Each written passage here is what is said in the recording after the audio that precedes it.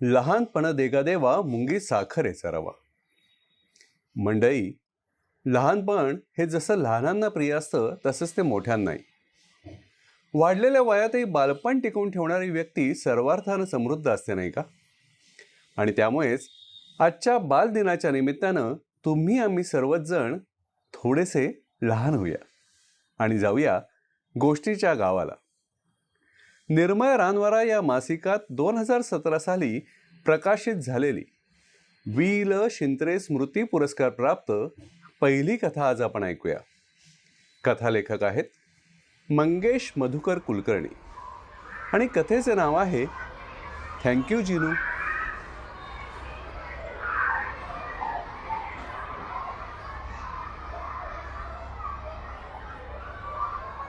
पाचवीचा वर्ग. मधल्या सुट्टीची घंटा झाली. सगळ्यांनी एकदम आरडाओरडा करायला सुरुवात केली. काही जणांनी आपला डबा उघडला तर अर्धा डबा संपलेलाच. पण लगेचच त्यांच्या लक्षात आलं की हे काम भोप्याचंच. भोप्या उर्फ भूपेंद्र हा वर्गातला सगळ्यात खोडकर, मस्ती करणारा मुलगा. ताकदीच्या जोरावर सगळ्या मुलांना धाकात ठेवणारा, मारकुटा, कायम काठावर पास होणारा असा हा दंगेखोर भोप्या. शिक्षक सुद्धा त्याच्या वागण्याला कंटाळले होते. त्यांनी सगळे उपाय केले पण त्यांच्या कोणताच उपाय चालला नाही. त्या रात्री जेवण झाल्यावरही नेहमीप्रमाणे काहीतरी चरणारा भोप्या टीव्हीवर अल्लाउद्दीन आणि जादूचा दिवा हा सिनेमा पाहण्यात गुंग होता. डोळ्यावर झोप आली होती पण त्याला सिनेमा पाहायचाच होता. तेव्हा अचानक भोप्याला काही दिवसांपूर्वी शाळेत एका कोपऱ्यात सापडलेल्या जुनाट अशा दिव्याची आठवण झाली. धडपडत तो उठला आणि गच्चीवर धावत जाऊन त्याने दिवा शोधला. हा दिवा सुद्धा जादूचा असला तर, असा विचार करून त्याने तो जुनाट माखलेला दिवा फडक्याने पुसून स्वच्छ केला. देवा, हा दिवा जादूचा असू दे रे. त्याने अशी देवाची प्रार्थना केली आणि गणपती बाप्पा मोरया म्हणत त्याने दिवा घासला. पण काहीच झालं नाही. असं 2-3 वेळा झालं. त्यामुळं भोप्या नाराज झाला.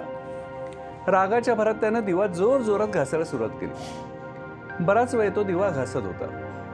तेवढ्यात गच्चीवर एकदम धूर झाल्याचं त्याच्या लक्षात आलं. त्या प्रचंड धुरामध्ये त्याला एक आकृती दिसली.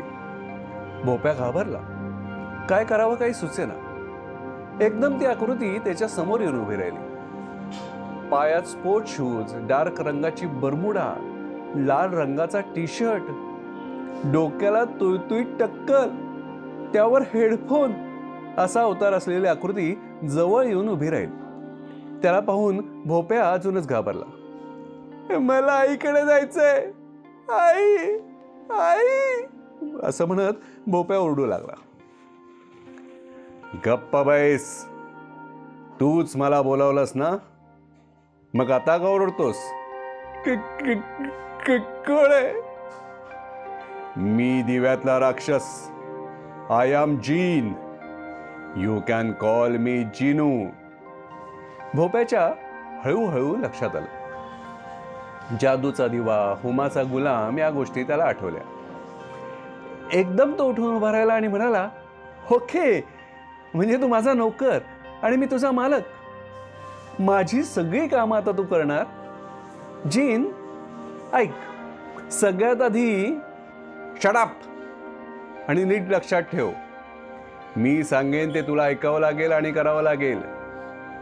तू मला काही सांगायचं नाही. माझ्या सेवेसाठी तयार राहा. ए जिनू, येडा झाला की काय? अरे असं नसतं. मी पाहिलंय ना टीव्हीवर. ते पूर्वी आमच्या पूर्वजांनी केलं होतं. काळाप्रमाणे आता आम्ही सुद्धा बदललो आहोत. तेव्हा मी सांगतो ते आणि तेच ऐकायचं. ए, नाही ऐकणार. काय करशील? असे म्हणताच जिनूनं त्याला एका हातानं वर उचललं, हवेत गरा गरा गरा गरा फिरवलं आणि धाडकन जमिनीवर खाली ठेवत विचारलं, काय म्हणत होता मगाशी? घामाघूम झालेला भोप्या काहीच बोलू शकला नाही. त्यानं फक्त हात जोडले. मला भूक लागली आहे. 5 पिझ्झा, 5 बर्गर, 3 केक आणजा लवकर. एवढं एकट्यासाठी? माझ्याकडे पैसे नाहीयेत. घरात काही खायला आहे का पाहतो. असं म्हणत भोप्या पळत खाली आला आणि पटकन घरात जाऊन त्याने सेफ्टी डोअर लावून घेतलं. खिडक्यांची दारं पटापटा बंद केली. या सगळ्या प्रकारामुळे त्याच्या घशाला कोरड पडली होती. म्हणून पाण्याची बाटली घेण्यासाठी त्याने फ्रीजचा दरवाजा उघडला तर त्याने पटकन फ्रीजचे दार बंद केले. तो आता आणखीनच घाबरला. आतमध्ये जिनू बसलेला होता. भोप्याची बोबडीच वळली.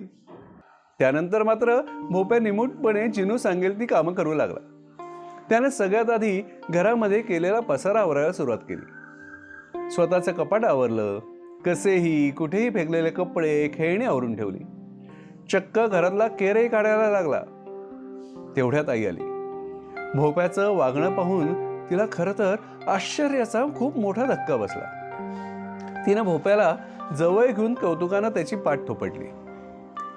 मात्र दुसऱ्या दिवशी सकाळी शाळेमध्ये सवयीप्रमाणे भोप्या सगळ्यांना त्रास देऊ लागला.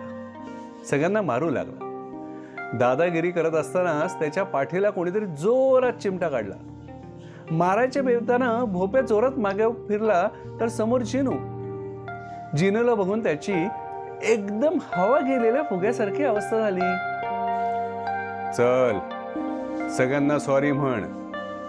आता कोणालाही त्रास द्यायचा नाही, मारायचं नाही, अभ्यास करायचा नाही तर गरा गरा गरा गरा. भोप्यानं वर्गातल्या सगळ्यांची माफी मागितली आणि गप्प बसला. मधल्या सुट्टीत दुसऱ्यांच्या डब्यातील न खाता स्वतः उपाशी राहून आपला डबा इतरांना खायला देऊ लागला. कारण जिनूमुळे भोप्यात तहान भूक विसरला होता. गेला आठवडाभर शाळेमधील आणि घरामधील सर्वच जण भोप्याच्या चांगल्या वागण्यामुळे आश्चर्यचकित झाले होते.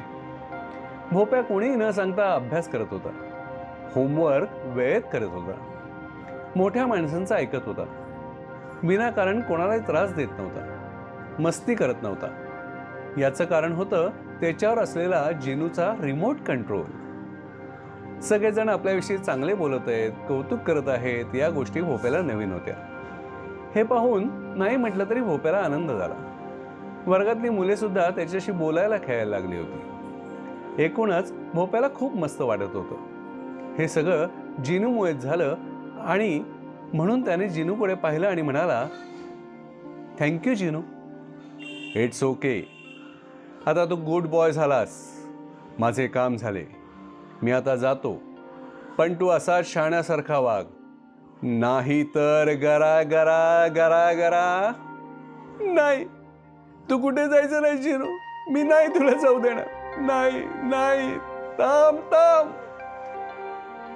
असे म्हणून भोप्या ओरडायला लागला. मान हलवायला लागला. भोप्याने डोळे उघडले तेव्हा आई त्याला झोपेतून उठवत होती. भोप्या भानावर आला. आपण स्वप्नात होतो हे त्याला समजलं. त्याने समोर पाहिलं तर कोपऱ्यात दिवा पडला होता. त्याने पटकन जाऊन तो घेतला आणि म्हणाला, थँक्यू जिनू.